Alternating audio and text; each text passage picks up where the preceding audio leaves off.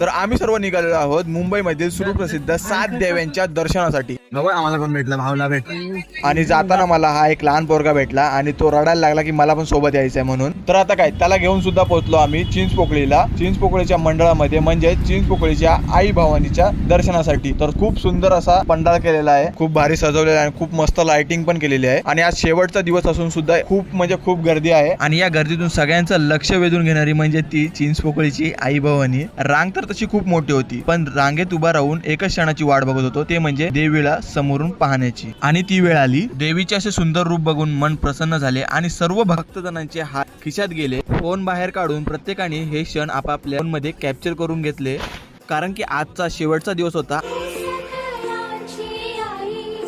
मग काय देवीच्या पाया पडून आशीर्वाद घेतला आणि निघालो पुढच्या देवीच्या दर्शनासाठी। आणि मित्र बोलला आता कुठल्या देवीच्या दर्शनासाठी जायचंय, तर ते बघण्यासाठी चॅनलला सबस्क्राईब करा। मी भेट